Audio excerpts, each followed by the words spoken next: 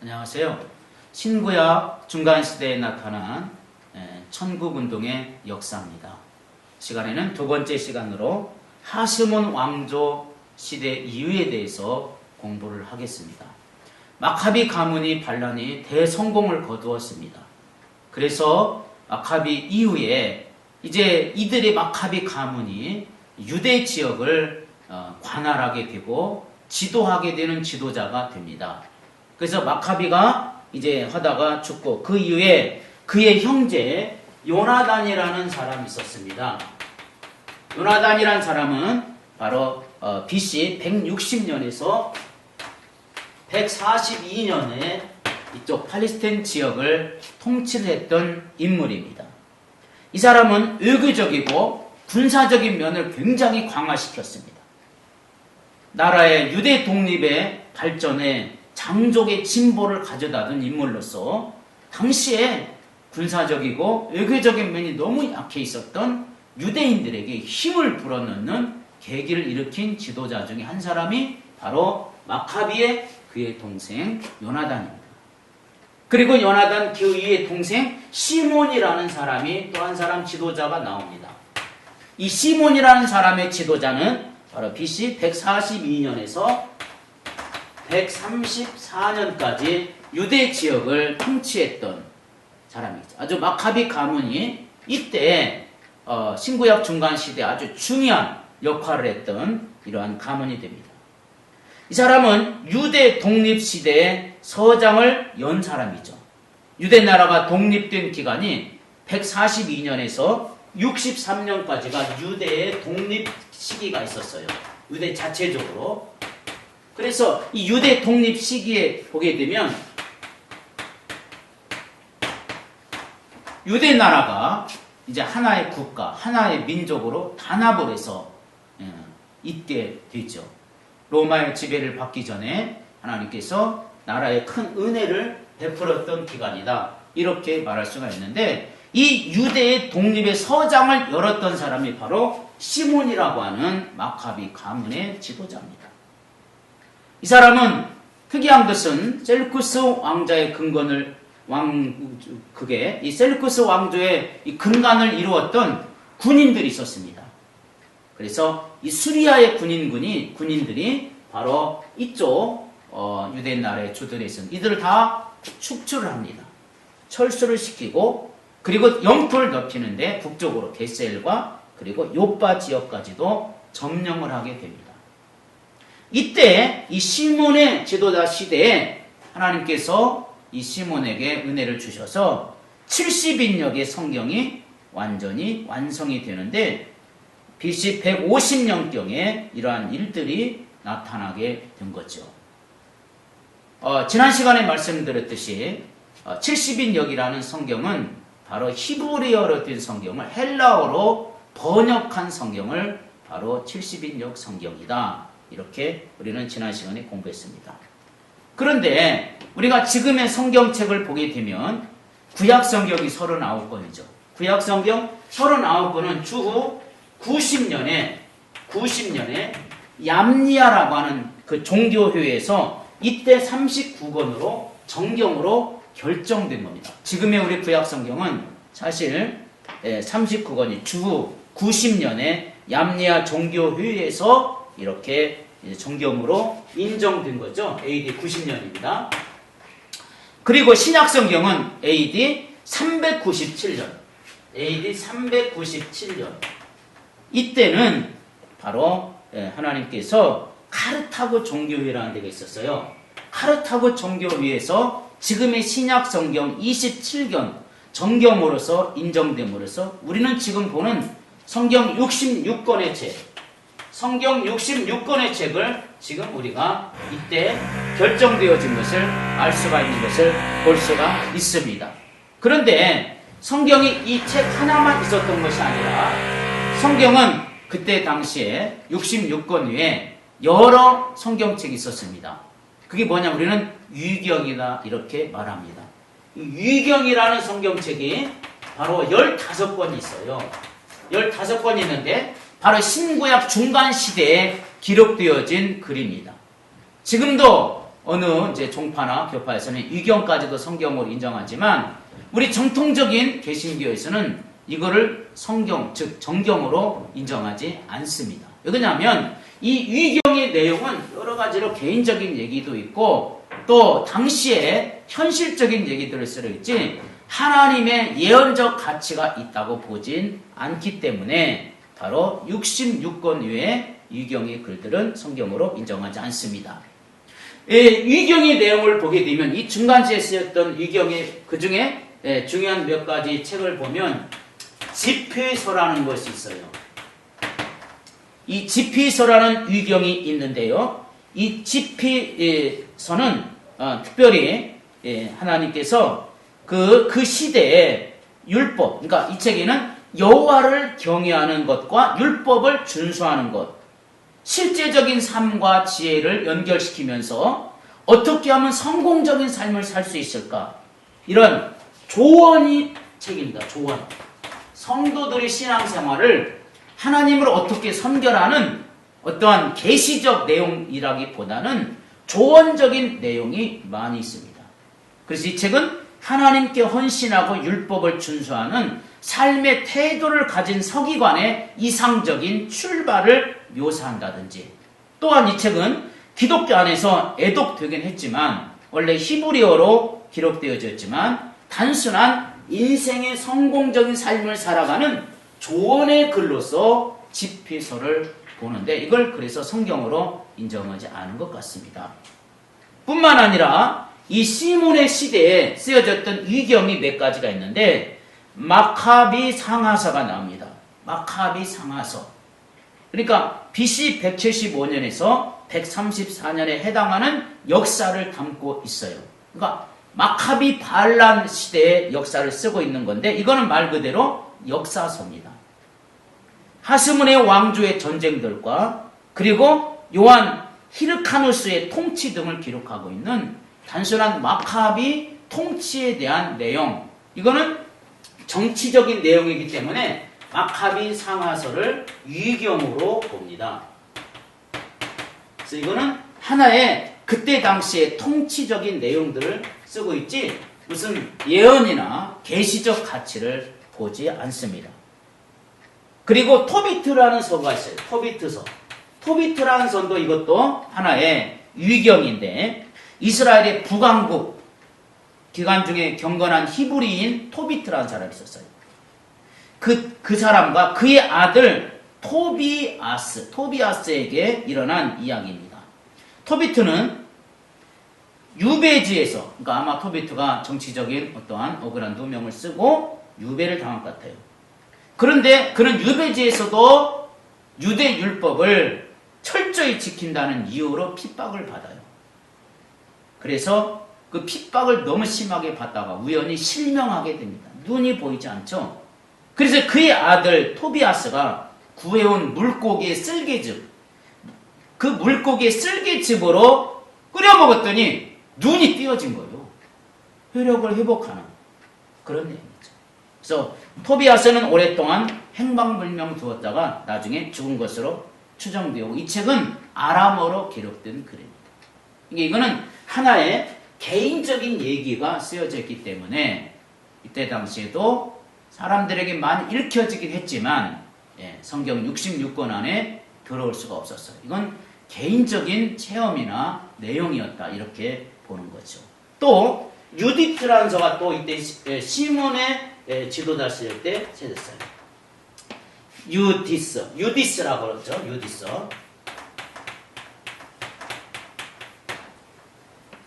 유디스라는 것은 느부갓네살의 수장인 바벨론 왕 바로 느부갓네살이죠. 중간 시대와 훨씬 한참 이전의 시대에 대한 얘기인데 느부갓네살의 수장인 바로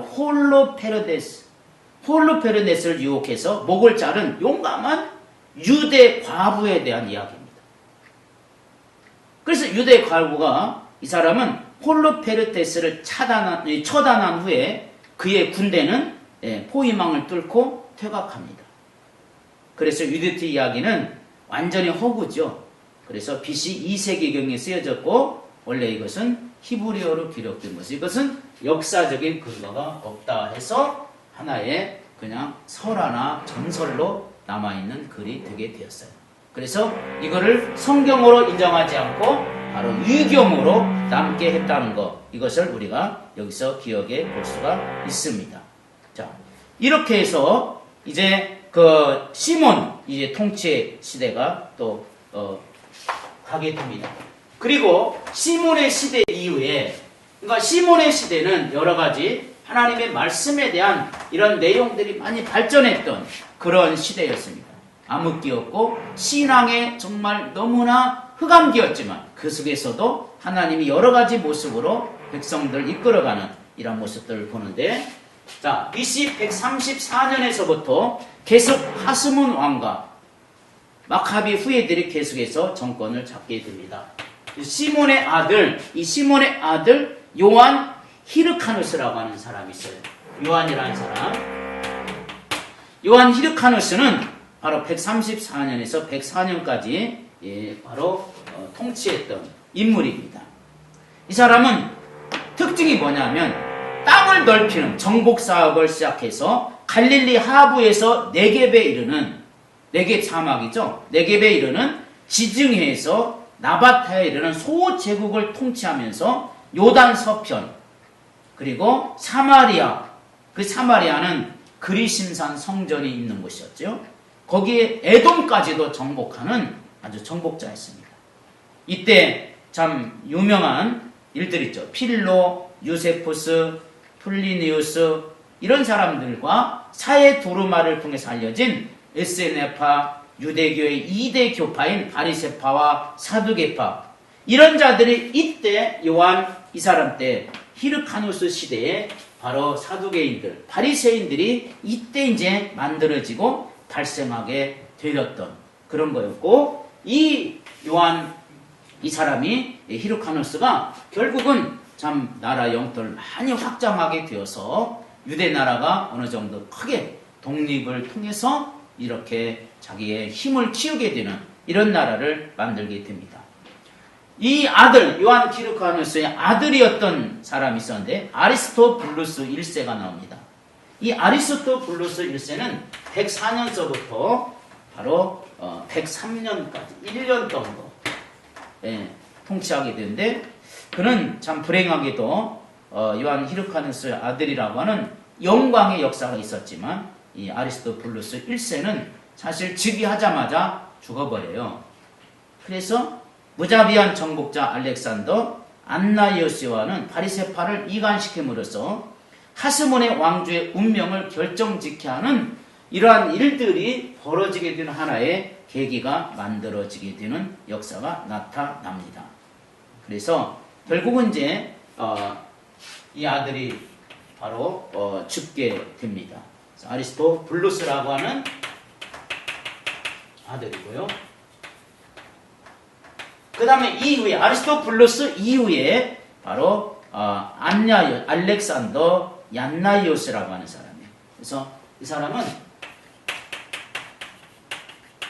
알렉산더 얀나이오스인데, 이 사람은 통치는 103년에서 BC 6년까지 있었던 103년에서부터 계속해서 나오는데, 이 사람은 그 하스몬의 왕조의 운명을 결정지을 수 있었던 그런 내용이 하나 나오는데, 바로 바리새파를 이간시키고 이런 내용들이 바리새파는 하나님을 가장 잘 섬긴다고 하는 율법주의를 힘입었던 사람들이었는데, 이런 사람들에 대한 그런 여러 가지 이간시키고 또 그 속에서 하나님의 역사와 능력을 아주 가장 잘 지키는 사람들처럼 그렇게 살던 사람들을 갖다가 이간시키면서, 그러면서 이 하스몬 왕족 마카비 후예들에 대한 이런 일들이 많이 약화되는 하나의 계기가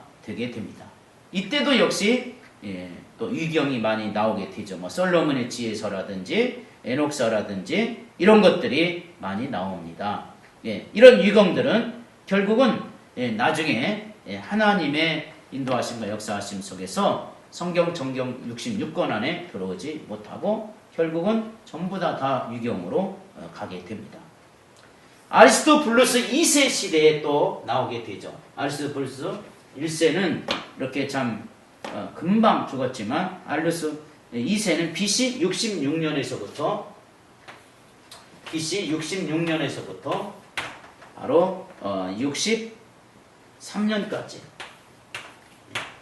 얀나이오스는 BC 103년에서 66년까지 통치했던 사람이고 그의 아들 바로 그 하나님의 은혜로 주님의 뜻을 이루어가려고 했던 이 역사들이 이 시대에 많이 있었던 것 같은데 그것이 제대로 이루어지지 못했죠. 그래서 알렉산더, 얀나이에서 이런 사람들 그리고 이런 그 부분들에서 나왔던 이러한 그 아리스토블루스 2세